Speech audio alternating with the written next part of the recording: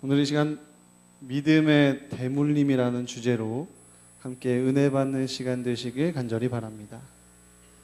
다 함께 디도서 1장 1절부터 4절 함께 보시겠습니다. 디도서 1장 1절부터 4절 말씀입니다.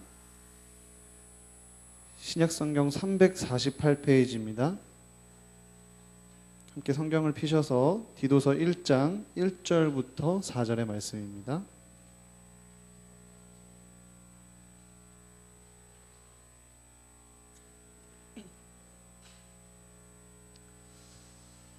네, 제가 홀수절을 읽으면 성도님들께서 짝수절을 읽어주시면 감사하겠습니다.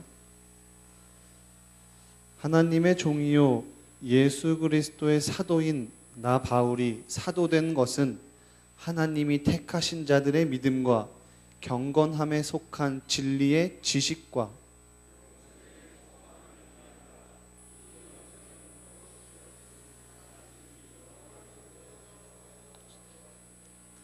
자기 때에 자기의 말씀을 전도로 나타내셨으니 이 전도는 우리 구주 하나님이 명하신 대로 내게 맡기신 것이라.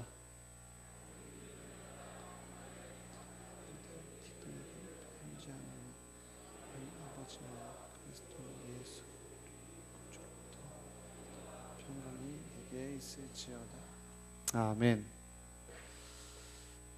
제가 성도님들께 한 가지 질문을 드리도록 하겠습니다. 성도님들께서 소유하고 있는 것들 중에 단 한 가지를 그 자녀들에게 물려주시겠다면 무엇을 물려주시겠습니까? 네. 네, 감사합니다. 네. 마음속으로 생각하셔도 좋습니다. 내가 가진 것 중에 단 한 가지를 유산으로 나의 자녀들에게 줄 수 있다면 무엇을 줄 수 있을까라는 질문에 대한 답은 우리의 가치관과 우선순위를 자연스럽게 나타내주게 됩니다. 부모로서 열심히 일하는 이유가 자녀에게 재산을 물려주기 위해서라면 그 부모의 최우선 가치가 돈이 될 수 있는 확률은 굉장히 큽니다. 자녀에게 물려주기 원하는 첫 번째가 좋은 교육이라면 그의 최우선 가치는 학벌이 될 확률이 크다는 것입니다. 편안한 삶을 물려주고 싶다면 그것이 그의 첫 번째 가치가 될 확률이 높다는 것입니다. 나의 자녀들에게 혹은 먼 훗날 내가 부모가 되었을 때에 나의 자녀들에게 물려줄 수 있는 유일한 유산은 무엇입니까? 죽을 때가 되면 사람은 두 가지를 찾는다고 합니다. 무엇인지 아시나요? 네, 바로 고향과 자손입니다. 죽음이 가까이 오면 짐승도 자기 집을 찾아가고 사람도 자기의 삶의 뿌리인 고향을 그리워합니다. 이것을 귀소 본능이라고 하고 자손을 찾는 것을 자기 연장의 본능이라고 합니다. 세상을 떠나는 마지막 순간에 내가 남길 수 있는 유일한 기업인 자손을 찾는 것은 그런 인간의 당연한 본능일지 모르겠습니다. 그렇게 사람들은 자손을 귀하게 여깁니다. 그러나 단순히 내가 자손을 남겼다는 사실보다는 어떠한 자손을 남겨서 어떠한 영향력과 가치를 후대에 대물림하였느냐에 따라 나의 인생이 그 평생의 평가가 이루어진다라는 것입니다. 본문을 쓴 사도 바울에게는 육신의 자손이 없었습니다. 그러나 성경을 통해 바울에게 영적인 자녀가 있었다라는 사실을 우리는 알 수 있습니다. 그의 영적인 자녀들을 통해 신앙의 대물림이야말로 바울의 생애 가운데 남길 수 있었던 가장 소중하며 가장 유일한 유산이라는 사실을 확인할 수가 있습니다. 바울 신앙의 대물림을 받은 사람은 디도뿐만이 아니었습니다. 그의 서신을 통해서 찾아볼 수가 있는데요. 디도 말고 또 누가 있을까요? 네, 맞습니다. 디모데후서 1장 2절에 보면은 디모데가 등장하고요. 빌레몬서 10절에 보면은 오네시모가 등장합니다. 그 이후에도 여러 명이 등장하겠지만 성경에 등장하고, 디모데후서 1장 2절에 보면 사랑하는 아들 디모데에게 편지하노니 하나님 아버지와 그리스도 예수 우리 주께로부터 은혜와 긍휼과 평강이 내게 있을지어다. 바울은 디모데에게 무엇이라고 표현하죠? 사랑하는 아들이라고 표현합니다. 그리고 나서 빌레몬서 10절에 보면 바울이 그 오네시모에게 또 다시 이야기합니다. 갇힌 중에 낳은 아들 오네시모를 위하여 내게 간구하노라. 바울은 로마의 옥중에서 오네시모에게 복음을 전하여서 하나님의 자녀가 되도록 했기 때문에 갇힌 중에 낳은 아들이라고 오네시모에게 표현합니다. 바울은 수많은 대중들을 상대로 복음을 전파하였습니다. 그의 영향력은 가히 전 세계적이었습니다. 이렇게 온 세상의 복음을 전하는 반면 바울은 특별히 몇몇 사람을 아주 집중적으로 양육해서 그들에게 성경과 그의 모든 삶과 그의 생활을 그에게 전수해 주었습니다. 대물림해 주었습니다.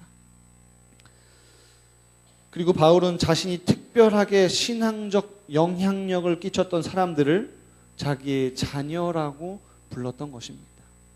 그래서 사랑하는 아들 디모데라고 표현하며 갇힌 중에 낳은 아들 오네시모라고 표현합니다.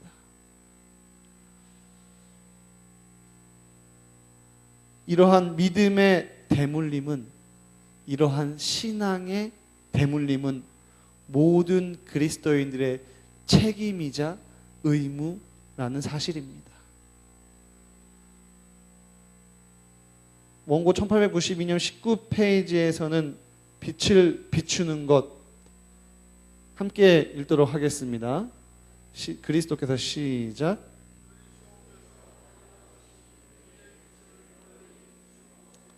모든 그리스도인의 의무이다. 그리스도께서 나누어 주신 은혜의 빛을 널리 비추는 것은 모든 그리스도인의 무엇이라고요? 네, 의무이다. 믿음의 대물림은 디도서의 가장 중요한 주제 중에 하나입니다. 본문은 디도서의 서론에 해당하는데 여기에 자신이 누리던 삶의 특권에 대한 바울의 자부심과 그 특권을 대물림하고자 했던 디도에 대한 바울의 기대와 부탁이 언급되고 있는 것을 살펴볼 수가 있습니다. 그렇다면 바울의 삶의 특권, 바울에게는 어떠한 특권이 주어졌을까요? 함께 다시 한번 디도서 1장 1절을 읽어보도록 하겠습니다. 시작.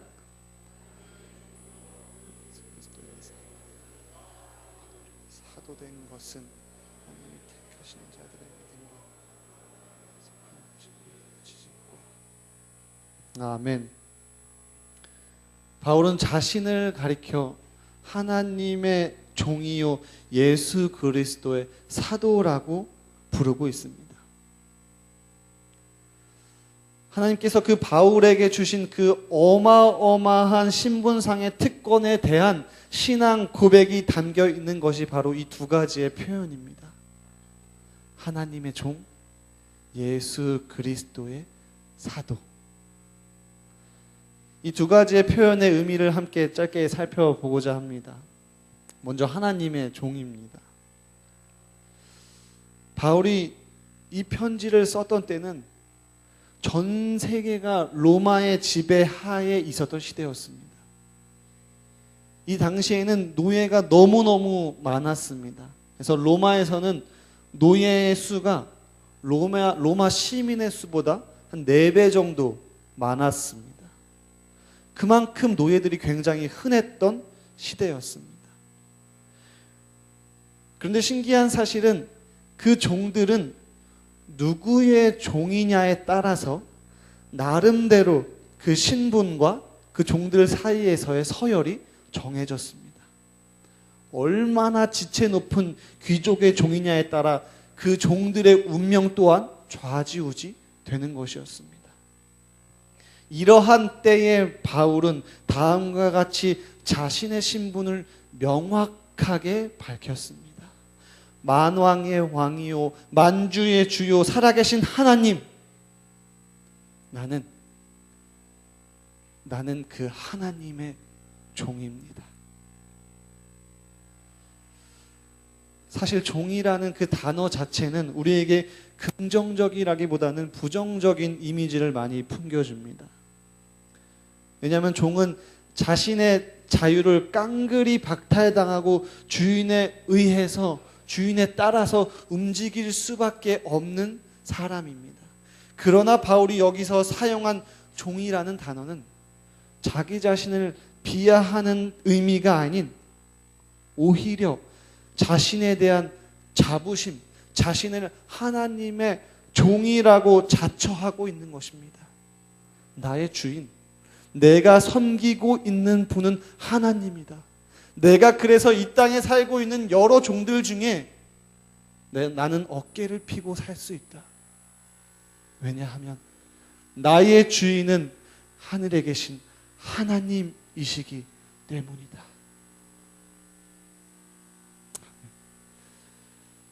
두 번째는 예수 그리스도의 사도입니다.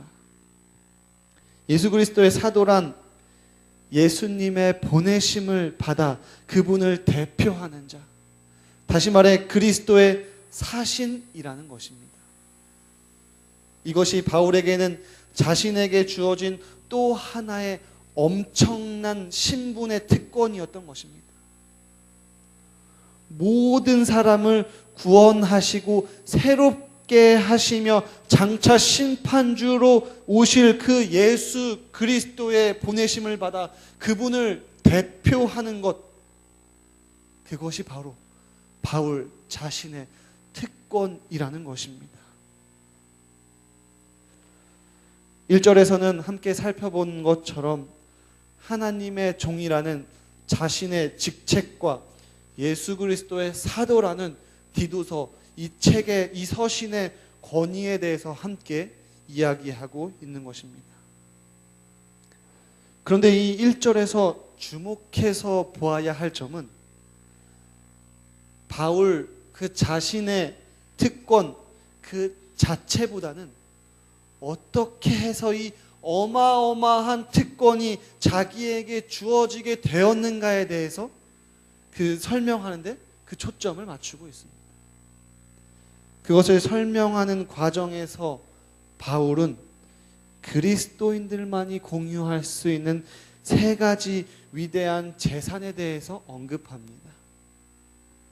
바울은 그 3가지 재산으로 인해, 다시 말해 그 3가지 요소로 인해 자신이 바울이 되었고 그리스도인이 되었으며 한 걸음 더 나아가서 하나님의 종이요 예수 그리스도의 사도가 되었다라는 그 사실을 고백하는 것입니다. 바울의 첫 번째 재산은 믿음이었습니다. 하나님의 종이요 예수 그리스도의 사도인 나 바울이 사도된 것은 하나님이 택하신 자들의 믿음과 경건함에 속한 진리의 지식과, 우리들이 가진 믿음은 사람마다 갖고 있는 개별적인 믿음이 아닌 믿음의 조상인 아브라함에서부터 시작하여 신앙의 선조들을 통해서 면면이 이어져 내려온 믿음입니다. 바울 또한 본문에서 자신의 믿음을 자기만 소유하고 있는 믿음이 아닌 하나님이 택하신 자들이 믿음이다라고 표현하였습니다. 하나님의 택함을 입은 모든 사람들이 소유한 믿음은 내가 아닌 또 다른 누군가에게 대물림할 수 있는 그러한 성향을 소유한 믿음이다라는 사실입니다. 두 번째 제사는 바로 지식입니다.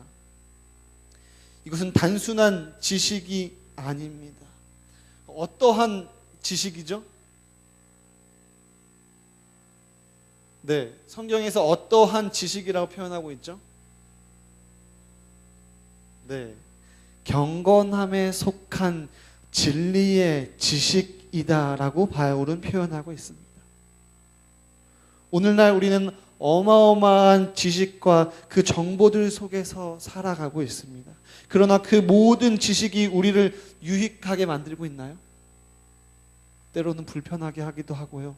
때로는 쓸모가 없는, 때로는 필요하지 않은 정보들을, 원하지 않은 정보들을 우리는 접하면서 살아가고 있습니다. 그 지식이 진리의 지식인가 아닌가 하는 것이 중요하다라는 것입니다. 바울은 하나님께서 우리에게 허락하신 지식을 진리의 지식이라고 부르는 수준을 넘어 경건함에 속한 진리의 지식이라고 표현하였습니다.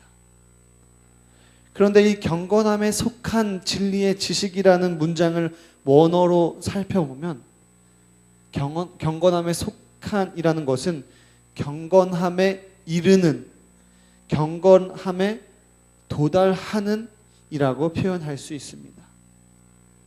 다시 말해 경건함에 이르는 지식으로 인해 하나님의 종이 되었으며 경건함에 도달하는 지식으로 인해 예수 그리스도의 사도가 되었다라는 것입니다.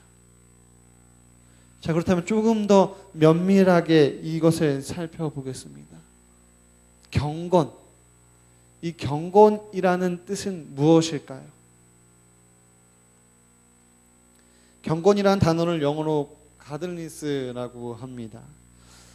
제가 발음은 좋지는 않지만 이렇게 표기되어 있는 대로 본다면 이렇습니다. 이것은, 이 경건이라는 뜻은 하나님과 같다, 하나님을 어떻다고요? 네, 하나님을 닮았다라는 뜻입니다. 그러므로 하나님을 닮은 인격, 다시 말해 하나님을 닮은 삶이 바로 경건이다라는 뜻입니다. 하나님을 닮아가는 삶을 통하여 예수 그리스도의 사도로, 하나님을 닮아가는 삶을 통하여 예수 그리스도의 사신으로 거듭날 수 있는 귀한 특권을 소유하시는 저와 여러분들이 되시길 간절히 바랍니다. 세 번째 제사는 영생의 소망입니다. 어느 날 가까운 친구의 그 어머니가 이제 돌아가셨다라는 소식을 듣고 고등학교 동창들이, 서울에 사는 고등학교 동창들이 이렇게 함께 모여서 갑작스럽게 그 서천이라는 동네로 함께 출발하게 되었습니다. 그곳에 도착해서 함께 부둥켜 안고 울고 친구를 위로하고 그 모든 절차를 마치고 나서 잠시 밖으로 나와 오랜만에 본 동창들과 이런저런 이야기를 나누게 되었습니다. 그러던 중 한 친구가 뭔가 불만에 가득 찬 표정을 짓고 있는 것이었습니다. 그 친구의 고등학교 때의 별명은 꿍꿍이였습니다. 늘 이상한 생각과 늘 이상한 질문을 하기 때문에 그 친구의 별명이 꿍꿍이였습니다. 그런데 그 친구가 불만이 너무나도 가득한 표정으로 저에게 이야기를 걸어왔습니다. 그 친구의 이야기를 간추려 본즉 자신은 재림교회 교육을 받았음에도 불구하고 재림이 기다려지지 않는다는 것입니다. 왜냐하면 자신에게 영생의 소망이 없기 때문이다라고 그는 고백하였습니다. 그 이야기를 들은 저는 어떠한 생각을 어떠한 생각을 가장 먼저 떠올리게 됐을까요? 마치 기다렸다는 듯이 영생의 소망은 이렇게 하면서 쭉 그 영생에 관련해서 재림의 소망에 관련해서 이야기해 주었을까요? 네, 그건 아마 잘 준비된 믿음 있는 전도사는 가능했을지 모르지만 저에게 있어서 가장 먼저 떠오른 생각은 도대체 이 꿍꿍이가 나한테 왜 이런 질문을 했을까? 라는 것이었습니다. 그곳에 모인 친구들 중에 신학과 출신이 저 포함해서 5명이나 됐습니다. 그리고 그곳에는 목사님 아들도 있었습니다. 근데 저는 그 죽음에 대한 문제를 깊이 고민해 본 적이 없었기 때문에 그 죽음과 관련된 교리에 대해서 논리적이고 설득력 있게 그 친구의 생각을 바꿔줄 자신이 너무나도 없었습니다. 심지어 충청 앞에서 합격해서 정식으로 목회하는 친구들도 있는데 왜 하필 나한테 그 질문을 했을까? 나 아직 임신인데. 꿍꿍이가 이상한 이상한 표정을 지을 때부터 알아봤어야 됐는데,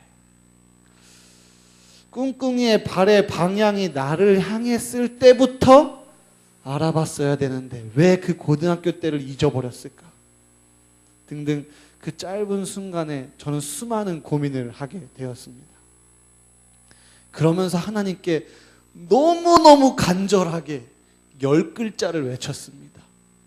그리고 외치고 또 외쳤습니다. 하나님 도와주세요. 네, 제발. 하나님 도와주세요, 제발. 하나님 도와주세요, 제발. 할 말이 없습니다. 이 친구에게 할 말이 없습니다. 하나님 도와주세요. 그때 너무나도 신기하게도 너무나도 기적같이 서당계 3년이면 풍어를 읊는다고 어디서 주어들은 갑자기 요한일서 5장 13절의 말씀이 떠오르게 되었습니다. 그것은 바로 이 말씀이었습니다. 함께 스크린을 통해서 함께 읽도록 하겠습니다. 시작. 내가 하나님의 아들의 이름을 믿는 너희에게 이것을 쓰는 것은 너희로 하여금 너희에게 영생이 있음을 알게 하려 함이라. 아멘. 저는 그 친구에게 아무 말도 하지 않고 핸드폰에 있는 성경 어플로 이 요한일서 5장 13절을 보여주게 되었고, 그 친구 또한 아무 말 하지 않고 그 성경절을 읽고 내려가게 되었습니다. 그리스도인들에게 주어진 가장 놀라운 특권 중에 하나가 바로 영생의 소망입니다. 영생의 소망이 없으시다고? 영생의 소망에 대한 확신이 없으시다고요? 요한일서 5장 13절을 깊이 묵상하시기 바랍니다. 이제는 저도 절대로 까먹을 수 없는 그 요한일서 5장 13절을 깊이 묵상하시기 바랍니다. 이 영생의 소망으로 인하여 우리가 그리스도인 되었으며 하나님의 종이 되었고 예수 그리스도의 사도요 예수 그리스도의 사신이 되었다라는 사실을 잊지 않게 되시길 간절히 바랍니다.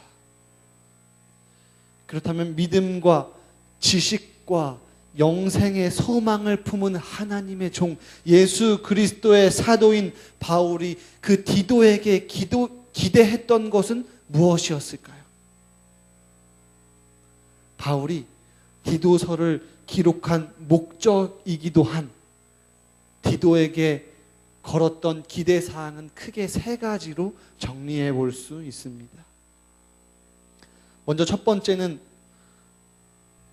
성경적 교회 확립입니다. 개역개정에서는 5절에 이렇게 표현합니다. 내가 너를 그레데에 남겨둔 이유는 남은 일을 정리하고, 이 5절을 개역 한글로 읽으면 이렇습니다. 내가 너를 그레데에 떨어뜨려 둔 이유는 부족한 일을 바로잡고 라고 표현하였습니다. 그레데 교회는 성장하는 과정에서 아무 탈 없이 성장하는 부분도 있었지만 그에 따라서 도태되거나 부족한 부분도 분명히 있었습니다. 그래서 부족한 부분에 대해서는 그 부족한 것을 바로잡아 교회가 더욱 교회다워지며 교회가 더욱 성경적인 교회로 설 수 있도록 애써야 했던 것입니다. 그래서 바울은 디도에게 교회에 대해서, 그 교회의 부족한 모습에 대해서 간절하게 써내려갑니다. 그렇기 때문에 이 디도서에는 교회에 대한 메시지가 굉장히 많이 담겨 있습니다. 두 번째, 그 바울이 디도에게 기대한 바는 성경적 지도자상 확립입니다. 내가 너를 그레데에 남겨둔 이유는 남은 일을 정리하고, 함께 빨간색 글씨를 읽도록 하겠습니다. 시작.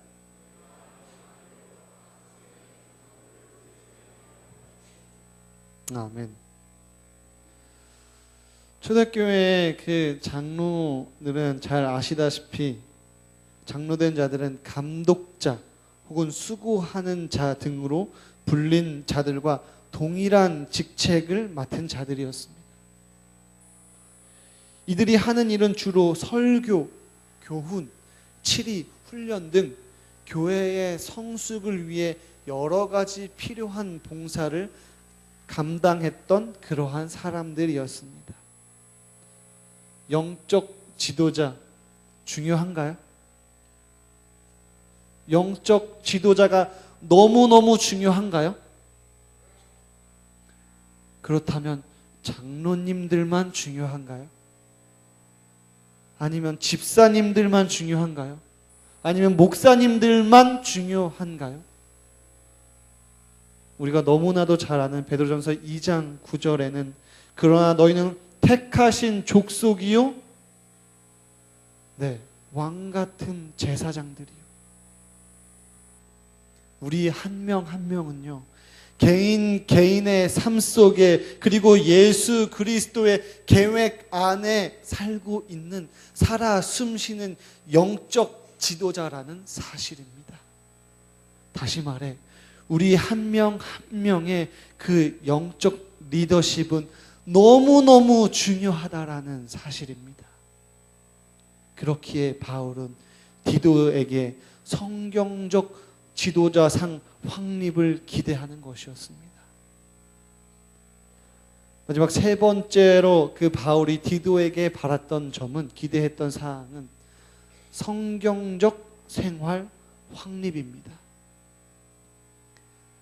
그들이 하나님을 시인하나 행위로는 부인하니 가증한 자요 복종하지 아니하는 자요 모든 선한 일을 버리는 자니라. 이것은 바울이 디도서를 기록한 너무너무 중요한 목적입니다. 그레데 섬에 사는 성도들이 복음을 받은 데서 그치는 것이 아닌 그들의 삶 가운데서 드러낼 수 있도록 하기 위해 바울은 디도에게 너무나도 간곡하게 그 디도서를 써내려간 것입니다. 이 16절을 쉬운 성경은 이렇게 표현하였습니다. 그런 사람들은 하나님을 안다고 목청을 높이면서도 실제 자신들의 행동으로는 하나님을 부인합니다. 그러므로 그들은 가증스럽고 불순종하는 자들이어서 어떤 선한 일도 전혀 행할 수 없는 그런 사람들입니다. 하나님이라고 부르짖는 사람들입니다. 기도도 굉장히 열심히 기도도 잘하는 사람들입니다. 하지만 그들은 선한 마음, 선한 양심, 선한 행위로부터 점점 멀어져 가고 있었던 그러한 사람들이었습니다. 그리스도인으로서 나의 모습은 어떠한가요? 그리스도인으로서 오늘날 나의 가정에서 나의 모습은 어떠한가요? 하나님을 부르짖고 교회에 찾아오는 그리스도인으로서 친구들 사이에서, 사업 파트너 사이에서, 이웃들 사이에서 오늘 나의 모습은 어떠한가요? 이 디도서에 가장 많이 등장하고 언급되는 단어는 바로 선하다라는 단어입니다. 믿음의 결과로, 믿음의 열매로 우리의 삶 속에 당연히 드러나야 할 그 선. 디도서 2장 7절은 이렇게 이야기합니다. 범사에 내 자신이 선한 일에 본을 보이며 교훈에 부패하지 아니함과 단정함과. 2장 14절은 이렇게 이야기합니다. 그가 우리를 대신하여 자신을 주심은 모든 불법에서 우리를 속량하시고 우리를 깨끗하게 하사 선한 일을 열심히 하는 친 백성이 되게 하려 하심이라. 예수님께서 우리를 구속하신 목적은 구원, 그 자체에서 끝나는 것이 아닌, 그 자체에서 있는 것이 아닌, 영생 그 자체에서 끝나는 것이 아닌 우리로 선한 일에 열심인 하나님의 친 백성이 되게 하는 데에 있다라는 사실입니다. 하나님의 친 백성. 이 짤막한 디도서 가운데 이토록 자주 강조되고 표현되고 있는 단어인 선한 일. 구원받은 그리스도인들이 삶 속에서 얼마만큼 선한 일에 자신을 들이며 또한 그것이 어떻게 열매를 맺을 수 있는가, 또 어떠한 열매를 맺고 있는가, 그리고 그것을 어떻게 그 열매를 대물림하고 있는가 하는 것이 디도서의 가장 큰 관심입니다. 하나님의 종으로서, 하나님의 사도로서, 하나님의 사신으로서, 그리고 하나님의 친 백성으로서 살아가고 계시는 태계원교회 성도님 여러분, 나의 자녀들에게 물려주고 싶은 유일한 유산은 무엇인가요? 한 선배와 대화를 하게 되었습니다. 그 선배는 신학을 늦게 시작했고요. 결혼을 하고 자녀를 굉장히 어렵게 낳았는데 그 자녀가 큰 수술을 겨우겨우 마친 상태였습니다. 그 상태에서 그 선배를 만나서 대화를 하게 되었습니다. 그 선배를 만났을 때 그는 이미 너무나도 지친 어깨를 소유하고 있었습니다. 그 선배에게 제가 힘을 실어주고자 이렇게 질문했습니다. 아이를 생각하면서 힘을 실어주기를 원했습니다. 저 대단한 수술을 이겨낸 아이에게 형은 무엇을 해주고 싶어요? 너무나도 힘든 수술의 과정을 마치고 이겨내고 자고 있는 저 아이에게 형은 무엇을 해주고 싶어요? 이쁜 옷, 좋은 장난감, 너무나도 아름다운 해외여행 등등 그 선배 입에서 행복 가득한 상상의 소리를 들을 것을 잔뜩 기대했습니다. 그리고 선배는 저에게 이렇게 이야기하였습니다. 내가 저 아이에게 해주고 싶은 것은, 내가 저 아이에게 가장 물려주고 싶은 것은 내가 경험한 하나님이야. 아이들이 그 하나님을 만나서 어떤 고통과 어떠한 어려움 속에서도 그분을 신뢰하고 예수 그리스도의 선하심을 닮아갈 수만 있다면 나는 더 이상 바랄 것이 없어. 사랑하는 대교영교회 성도님 여러분, 나의 자녀들에게, 나의 다음 세대들에게 무엇을 유산으로 물려주시겠습니까? 예수 그리스도의 선하심을 바울이 디도에게 하고자 했던 그 말, 그 성경 안에서의 말씀, 그 바울의 안타깝고 사랑 어린 그 마음을 오늘 그리스도인인 나로서, 오늘 하나님의 종인 나로서, 오늘 예수 그리스도의 사신인 나로서 나의 자녀들에게, 나의 다음 세대들에게 나의 신앙을, 나의 믿음을 물려줄 수 있는, 대물림할 수 있는 그러한 신앙을 소유하시는 저와 여러분들이 되시길 간절히 바라며 말씀 마치겠습니다.